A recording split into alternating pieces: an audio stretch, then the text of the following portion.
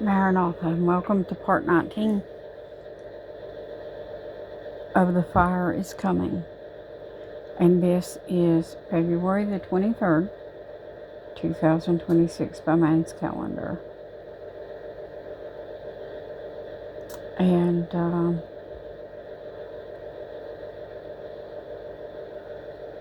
I want to jump right back into this. I mean, I really want to tear the roof off with this one. I want to lower my friends down to Jesus that they can be healed of the Lord. So let's tear the roof off, shall we, disciples? And let's lower one another down so that the Lord can heal. Because we got to press through the crowd. This is a pressing way. Yes, it is. The little woman had to press through to get her healing. We got to press through to get our healing. Problem is, y'all want to run to the doctors and get it like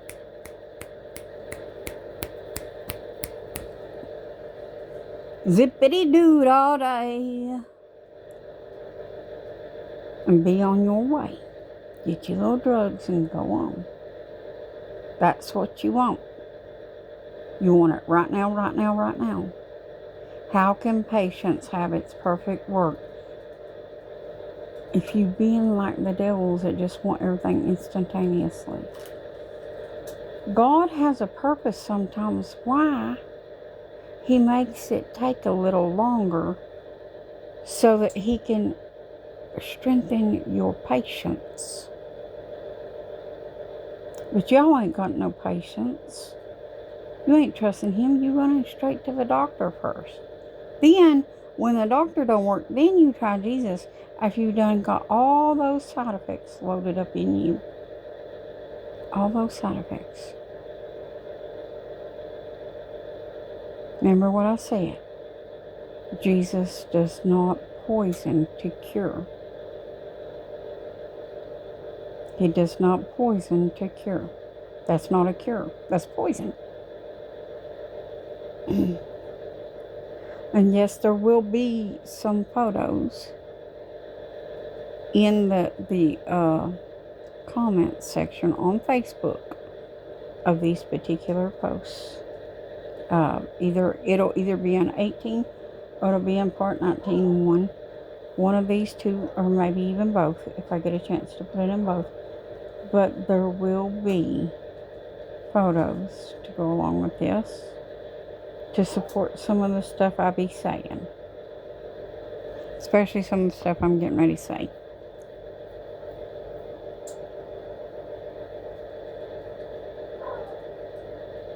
I do not regret a mile that I have walked for my Lord.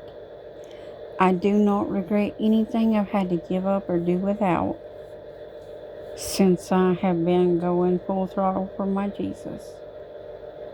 Because I know that what I suffer in this present life pales in comparison to the rewards that wait for me.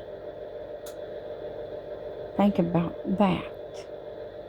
How much enduring are you doing, though, if you're constantly running to the witches to get healed instead of to Jesus alone?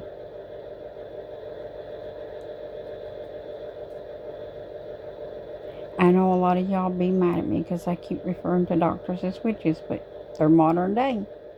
They're alchemists. Hidden in plain sight and tricked. Deceived by the devil into doing these things, thinking they're doing good. Yep.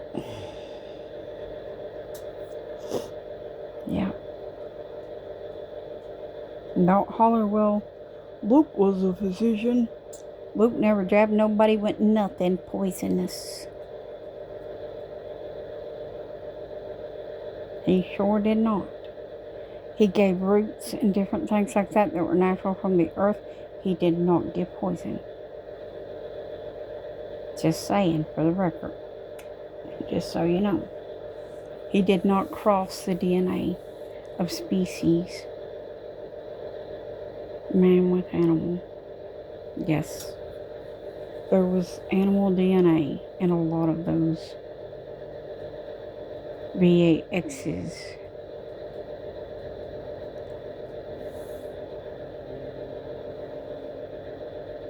Yep.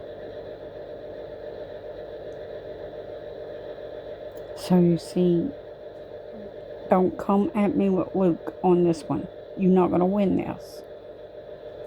You're not going to win this. I'm going by what the Lord himself has showed me and told me. You are not going to win this. You cannot win this. Truth is not on your side.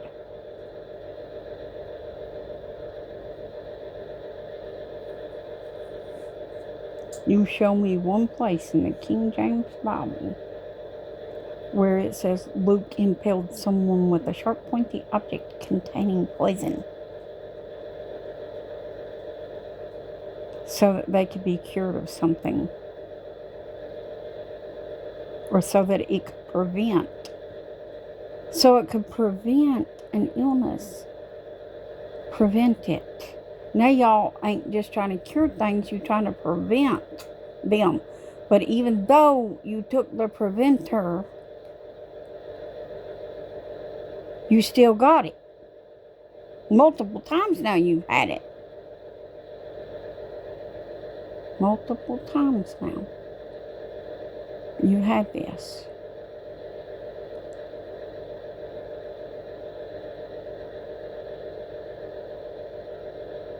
And your preventer's not working so good, is it? It can't prevent you from spreading it, and it can't prevent you from getting it. What can it prevent you from doing? Oh yes, entering heaven. Because you're obeying man and not God. That's what it can prevent you from doing. Anyways, let's get on back into the Word, shall we, for a minute? We're going to go into Matthew 5. Yes, sir. The Beatitudes of Jesus. I told you we was going into the Beatitudes. Here we go. Matthew 5. Yes, the Sermon on the Mount. A lot of y'all familiar. Well, we're going to a particular place here. Right this moment. I'm after this one little verse to show y'all something. Jesus said, this is Jesus talking, in verse 3.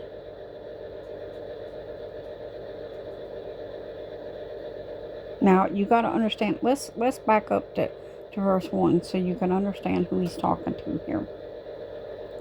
And seeing the multitudes, he went up into a mountain. And when he was set, his disciples came unto him. And he opened his mouth and taught them, saying, this was just his disciples now. He fled from the multitude and went up into the mountain. He went up into the mountain and he stayed there, and his disciples come up unto him.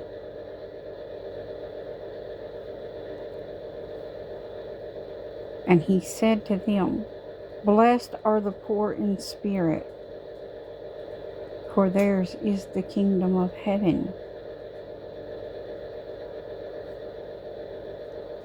And there's a reason why that really hit me hard today as I was reading and studying it, because of a post I put up earlier with some memes and stuff, trying to show some points about what was happening around us in the world today, about Mr. Gates, yes, Bill, and how he had conspired with Mr. Steen Epps. Put it together. You know, they released all them files recently. I don't want my videos hit, so trying to keep a low profile on saying certain things here. I don't want my videos blocked or have things put on them. So I want to make sure they make it up. But yes, Bill and Jeffrey talked to one another back in 2017, I believe it was. And Bill asked Jeff, how do we kill off 5.5 billion poor people?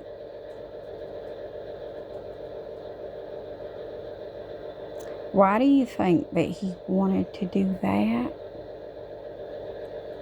Why do you think that he was specific on saying the poor people?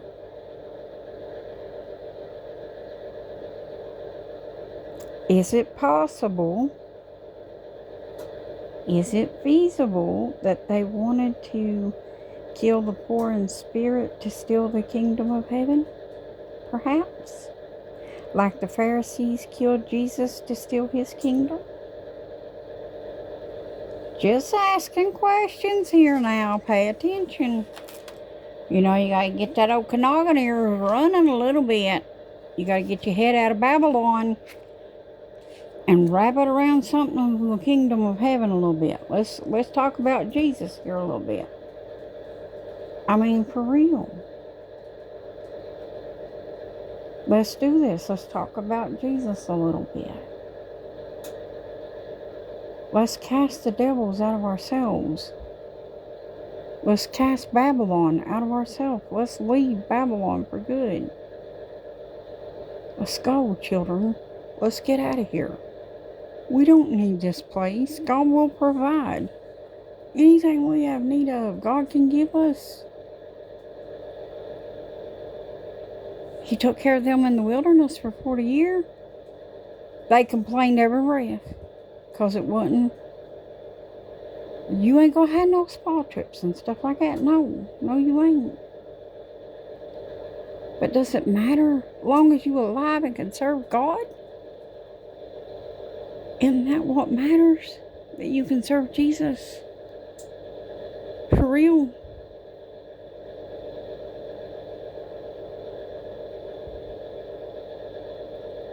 Isn't that what matters?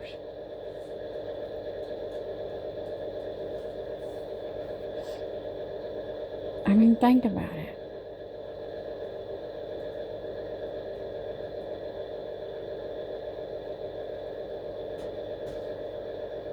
But I read on in this, and I'm going to jump ahead now to my next little spot here in Matthew. Still Matthew 5, yes indeedy. God's people make a difference. God's people make a difference. Pay attention. Now, y'all ain't going to like this part very good taught either. But, you know, those of you that ain't doing it, I mean, those of you that's doing it, you're probably going to love it. But those that ain't doing this, you ain't going to love it. You're going to be upset that I pointed out and that it hit you. But you know what? You got room to grow there. You can go to Jesus with it.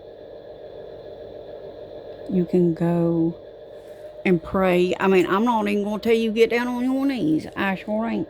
You know what? The Jews used to pray standing a lot. Some of them would lay prostrate on their faces too. It ain't just the Muslims that get down and press their face to the ground. The Jews used to do that too. They've forgotten that. Shame on you Jews for forgetting how the ancestors did. How they would want to be so close to God, they would even lay on their stomachs, on their faces, on the ground.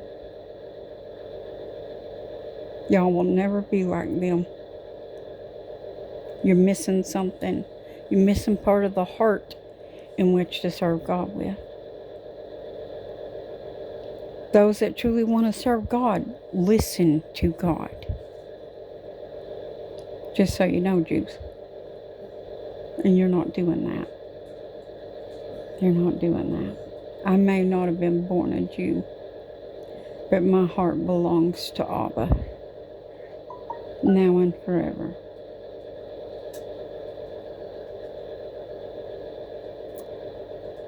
But you know what? That I have learned, and it even says so right here in this very book. I believe it's in chapter 1. I'm going to jump back there for just a quick second and see if it wasn't. Yes.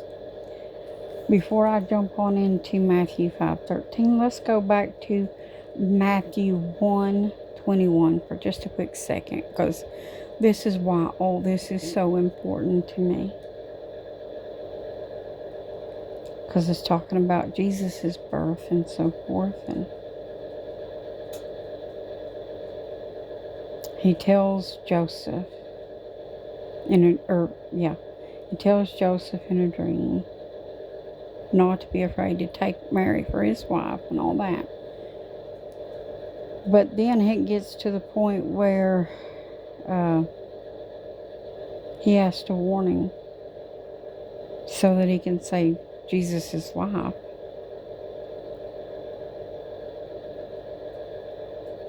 But he says to him in verse 21, "And she shall bring forth a son, and thou shalt call his name Jesus.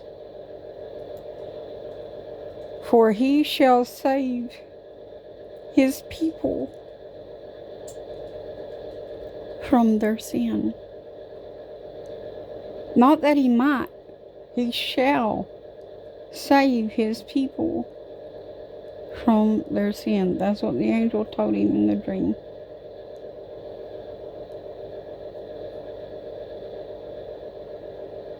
Y'all stop believing in the God of the Bible, who does these things and who sent angels to talk to people even through their dreams. Y'all have forsaken Elohim. Adonai. Yahweh. Jehovah. Jesus. Emmanuel. The prophets even told us that he would be called Emmanuel, meaning God with us. But you didn't want him to be that one because he wasn't your pick for that. He'll remember you for that. Just saying. Y'all still don't want who he picks today to be his servants either. Well, too bad, so sad. You don't have no say in it. Jesus does. He king, you not. Let's get that straight. He God. He greater. Your authority does not circumsede God's authority. No, does not. He has all power. You have none. Chitty chitty bang bang. Ha! Trump that. You have no power. You can't trump that. Ha! Now, let's get into Matthew. Hey, I'm nuts. I never once said I wasn't nuts. Jesus loves me, even though I'm nuts, because that's why he picked me, because he knew I was nuts. You know, y'all are pitiful. Though you supposed to comfort the feeble-minded. Y'all ain't try to comfort me. You try to steal from me. You try to kill me. You try to cast me out. Yeah, you know who you are. Don't be trying to deny it. Jesus watching you. The angel's right there. You go ahead and try to deny it and see if he don't smite you at death. You be dead before you breathe your next breath. Now you stop trying to lie to God. That's enough of that. I've had my fill of that there stuff. Ugh. Now, let's go on, shall we? Yes, we shall. To Matthew 5:13. Now, I already put the disclaimer out there that many of y'all ain't gonna like this. If you ain't living it, you ain't gonna like it. But those of you that are living it, you gonna like it. So stick around here. Now listen. Turn up your hearing aid if you're having a hard time hearing.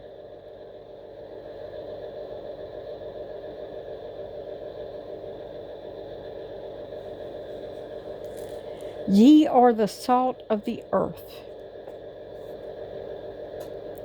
But if the salt have lost his savor, wherewith shall it be salted?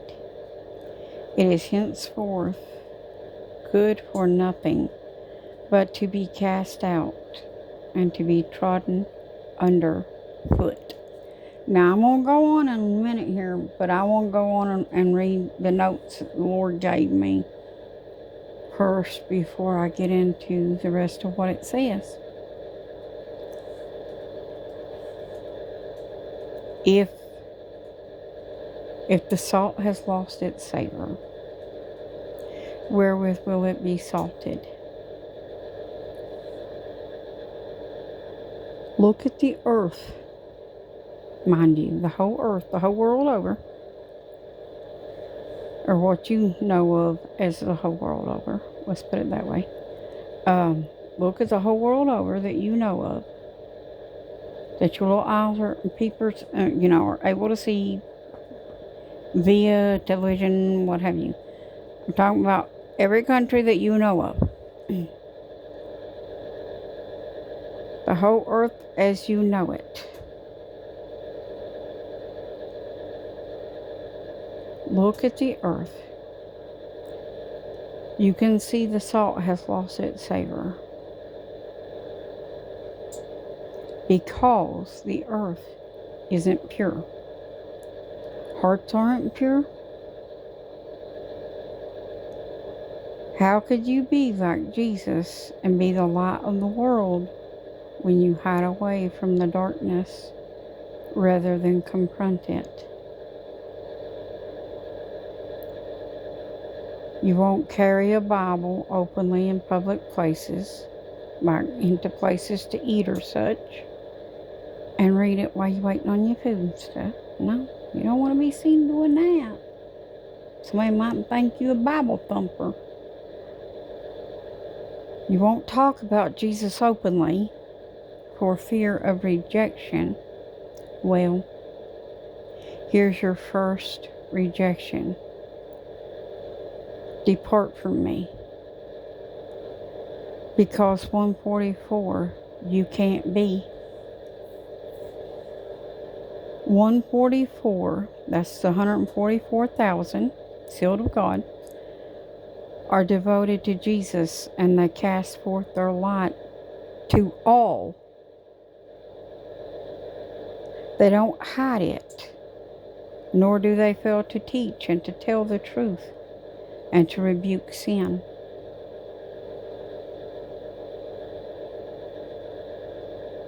But y'all are afraid of mocking and scoffing, when the Lord even warned us in the Word that these things would come in the last days. So why are you afraid of that? You should be excited by that. Does it hurt? Yes. When it happens to you? Yes, absolutely. I'll go that mile with you. I'll tell you what, I'll even be sympathetic to you. Y'all wasn't sympathetic to me when it happens to me. Y'all don't care that it happens to me. But I'll be sympathetic with you if it happens to you. But in another way, I'll be excited for you, because the Lord told us these things would come if we were doing for Him. But anyways, the Lord warned us about these things. We should be excited to see His Word fulfilling, because that means we're going to see Him soon. I don't know about y'all, but I'm excited about that. I want to see Him. Because He says here in His Word, blessed are the pure in heart, for they shall see God. That is right up there.